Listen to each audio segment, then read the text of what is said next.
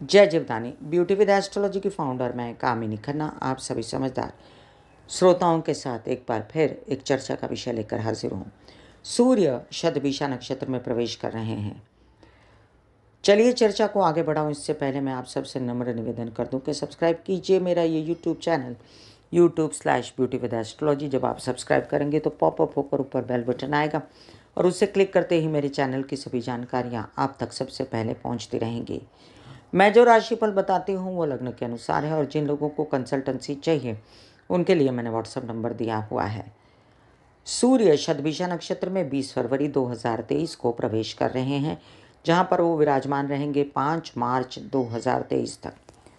सूर्य जो आत्मा के कारक हैं, सूर्य जो उजाले के कारक हैं, सूर्य जो प्रकाश के कारक हैं, आपकी गुरूर, अभिमान, स्वाभिमान, उद्दंडता या पद, अहंकार, नौकरी, पेशा या आपके पिता के कारक होते हैं। आपकी बॉडी में हड्डी के कारक होते हैं, दांत, आँखें, स्पाइन, स्कल और आपके नाखून या नाखूनों के लिए शनि को भी कहा जाता है, लेकिन एज वेल एज सूर्य को भी कहा जाता है। तो सूर्य जो हैं इन सब चीज़ों के दाता हैं। आपकी बॉडी में जितना D3 है, कैल्शियम है, सूर्य को डिनोट करता है। अगर आपको D3 कैल्शियम की जब कमी होती है तो मान लीजिए कि सूर्य आपकी कुंडली में ठीक नहीं बैठे हुए। आर्थराइटिस, स्पॉन्डिलाइटिस जैसी बीमारियां सूर्य के कमी होने की वजह से हो सकती हैं। अब सूर्य जो हैं ये शतभिषा नक्षत्र में प्रवेश कर रहे हैं। शतभिषा नक्षत्र के देवता हैं वरुण। शतभिषा इसका नाम है, शत मतलब 100। माना जाता है कि शतभिषा नक्षत्र देवताओं का वैद्य है और 100 वैद्य ऐसा मिलकर शतभिषा बना हुआ है। इसके साथ साथ 100 तारे मिलकर भी शतभिषा बन सकता है, ये कहा जाता है, माना जाता है। ये भी माना जाता है कि शतभिषा का जो स्वामी है वो, ये भी माना जाता है कि ये भी माना जाता है कि शतभिषा जो है इसका जो सहस्त्र कमल जैसा विकास होता है और कमल ही इसका प्रतीक माना गया है। यहाँ पर हम ये भी बता दें कि बड़ा ही रहस्यमय नक्षत्र है ये, क्योंकि ये राहु का नक्षत्र है और राहु खुद रहस्यमय माने जाते हैं और छायादार मतलब छाया ग्रह भी माने जाते हैं, जिसका कोई अस्तित्व ही नहीं होता। सूर्य जो हैं इन दिनों कुंभ राशि में विचर रहे हैं और कुंभ राशि में शनि भी हैं। शनि और सूर्य आपस में पिता पुत्र होने के बावजूद शनि और सूर्य आपस में कट्टर दुश्मन हैं। सूर्य उजाले के प्रतीक हैं और शनि जो हैं अंधकार के प्रतीक हैं। शनि जो हैं कर्मों का दंड देने के लिए आते हैं। सूर्य आत्मा का उजाला है, प्रकाश डालते हैं हर चीज़ों पर, रोशन कर देते हैं हर चीज़ को, कम्युनिकेशन के दाता हैं। जहाँ पर शनि जो हैं अपने आप में रात्रि काल के दाता हैं। इंसान को रात्रि काल में जो हैं सभी जो कर्म होते हैं उस पर अपना अधिकार रखते हैं और कोई भी दुष्कर्म करने पर उसका दंड भी देते हैं। याद रहे कि शनि और सूर्य आपस में जब यहाँ पर युति कर रहे हैं कुंभ राशि में, ऐसे में सूर्य का राहु के नक्षत्र में जाना ज़्यादा विकट हो सकता है, क्योंकि राहु सूर्य का परम शत्रु है। 2 शत्रु मिलकर यहाँ पर सूर्य को जो है ग्रहण लगा देंगे, क्योंकि सूर्य को राहु के साथ मिलकर ग्रहण लगता है। हालांकि सूर्य को अस्त कोई भी नहीं कर सकता, सूर्य अस्त कर देते हैं, बल्कि सभी ग्रहों को, जिनमें से राहु केतु पर इनका कोई प्रभाव नहीं पड़ता और राहु केतु सूर्य को ग्रसित कर लेते हैं। तो ये जो पीरियड है 20 फरवरी से लेके 5 मार्च तक, मेष लग्न से लेके मीन लग्न तक कैसे बिहेव करना है आप लोगों को, क्या क्या खबरदारी बरतनी है, ये मैं बताती हूँ। और साथ में डिस्क्रिप्शन में मैं सूर्य के उपाय डाल देती हूँ, तो सूर्य के उपाय आप कर सकते हैं, वो लोग भी कर सकते हैं जिनको सूर्य जो हैं वो कारक नहीं है। और साथ में मैं इस वीडियो के अंत में सूर्य के कुछ छिटपुट उपाय आपको बताऊंगी। मेष राशि, मेष राशि के लिए सूर्य आपके पंचम भाव के, दिमाग के, मित्र गणों के, बच्चों के, विद्या अध्ययन पढ़ाई के, ज्ञान के दाता हैं और राहु के नक्षत्र में जाएंगे तो इन सब पर असर होगा। वीज़ा वगैरह लगने में दिक्कत हो सकती है, केसेस, विवाद, से रिलेटेड परेशानियां आ सकती हैं और आपको इन सब परेशानियों से केवल सूर्य ही बचाने वाले हैं, क्योंकि उनकी दृष्टि जो है पंचम भाव पर पड़ती है और इसके कारण फिर भी आपके डिसीजंस वगैरह में लेने में चूक नहीं होगी और आप फिर भी बचे रहेंगे। वृषभ राशि, सूर्य जो है आपके चतुर्थ भाव के स्वामी हैं। घर का आनंद, सुख, माता की तबीयत, हेल्पर्स और वाहन। तो यहाँ पर आपको बताया जाता है कि आप वाहन आराम से चलाएं। आप सरकारी दरबारी कामों में कोई भी गफलत ना करें। कोई पेपर साइन करने से पहले ध्यान से करें। अगर नौकरी से ऊब गए हैं तो नौकरी अभी ना छोड़ें।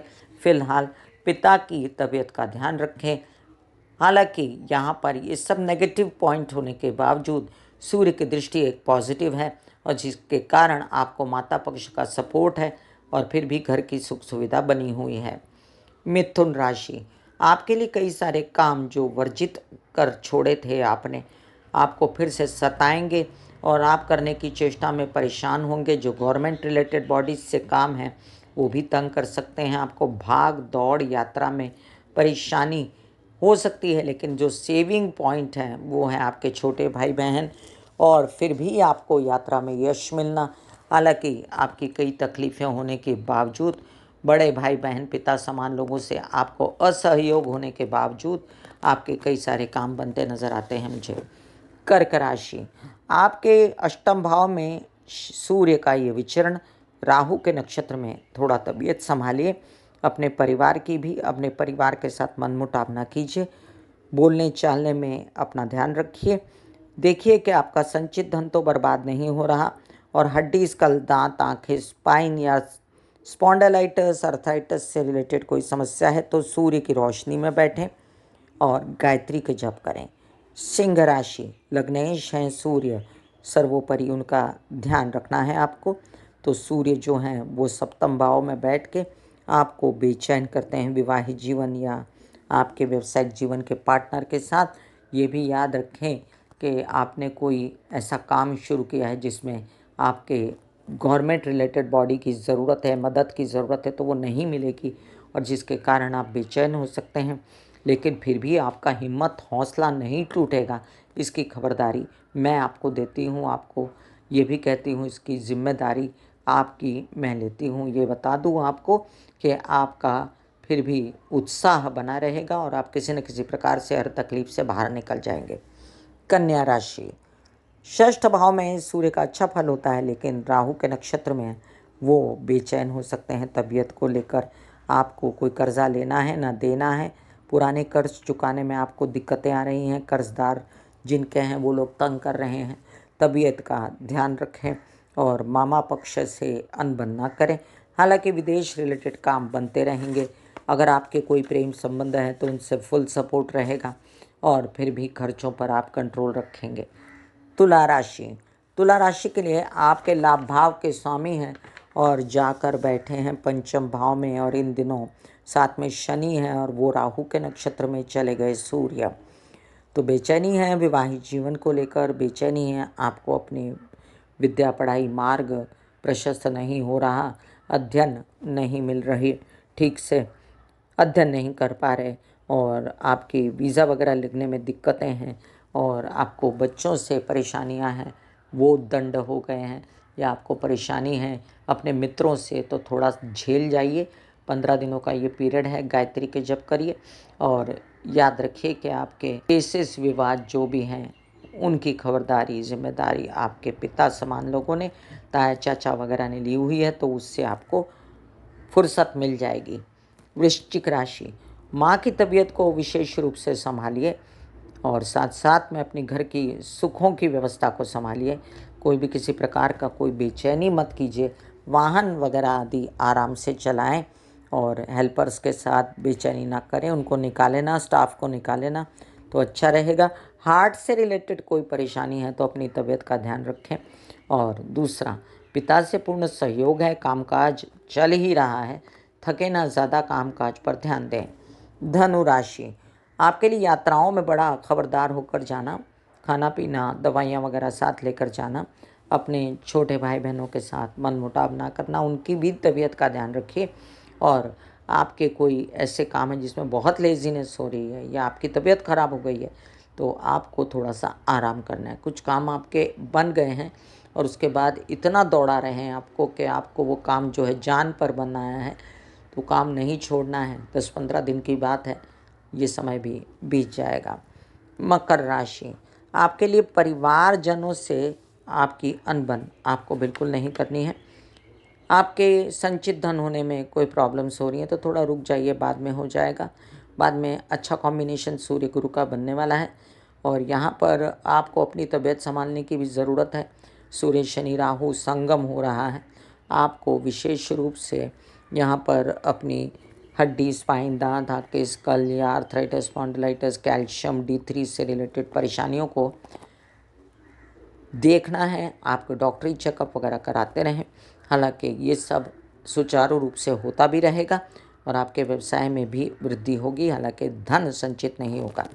कुंभ राशि, लग्न में बैठकर सूर्य जब शतभिषा नक्षत्र में जाते हैं तो विवाहित जीवन के साथी के साथ अनबन और व्यावसायिक पार्टनर के साथ भी, ऐसे में पब्लिक इमेज खराब होना, व्यवसाय डाउन होना, ये सब हो सकता था। यहाँ पर कॉन्फिडेंस में कमी है, यहाँ पर तबीयत खराब है, लेकिन फिर भी आप सब मैनेज करेंगे। आपके विवाहित जीवन के साथी जो हैं आपको सपोर्ट करेंगे। ये इन प्रकारेण आप अपनी बीमारियों को भी कंट्रोल में करेंगे। न हो तो आप सूर्य की रोशनी में बैठ के ओम ऐं ह्रीं क्लीं चामुंडाय विच्चे या हरे कृष्णा के जाप कीजिए। मीन राशि, आपके कुछ ऐसे काम जो विदेशों में हो रहे थे, अचानक व्यत्यय आता है, अचानक काम रुक जाते हैं, अचानक प्रेम संबंधों में बाधा आती है, अनाप शनाप खर्चे हो जाते हैं। घबराइए नहीं, ये सब परेशानी आपकी थोड़े दिनों की हैं, फिर आपके लेना देना पैसा सब खुल जाएगा। थोड़ा झेलना है इसको। आप सूर्य को जल चढ़ा सकते हैं और गायत्री के जप भी कर सकते हैं। आपके कर्जे चुकाने के लिए आप निरंतर प्रयत्नरत हैं, तो वो करते रहिए। आप कर्जा ले भी सकते हैं, कर्जा दे भी सकते हैं। आपके मामा पक्ष है, उनसे सपोर्ट रहेगा और आपके कुछ ऐसे काम हैं बैंकिंग रिलेटेड वगैरह, तो वो भी होते नज़र आते हैं। सूर्य का शतभिषा नक्षत्र में प्रवेश, इस विषय पर मैं कामिनी खन्ना आपको बता रही थी। फिर मिलूंगी इसी तरह अन्य चर्चा लेकिन जाते जाते आपको सूर्य के कुछ ऐसे उपाय बताती हूँ जो सब कर सकते हैं। उसमें से पहला उपाय है अपने पिता के पैर छूना, अपने पिता की इज्जत करना, जो कि पिता समान लोगों की भी इज्जत करना, जिससे आपके सूर्य का निवारण हो जाता है। दूसरी चीज़, आपके सरकारी दरबारी कागज़ जो होते हैं, पेपर्स जो होते हैं, उनको फाइलिंग करके रखना। अपना एक भी पेपर इधर उधर फेंकना नहीं बेकार में और फिर बाद में दिक्कत में आना, तो ये भी सूर्य का उपाय होता है। सूर्य का तीसरा उपाय होता है सूर्य की रोशनी में बैठ के कोई भी जाप करना।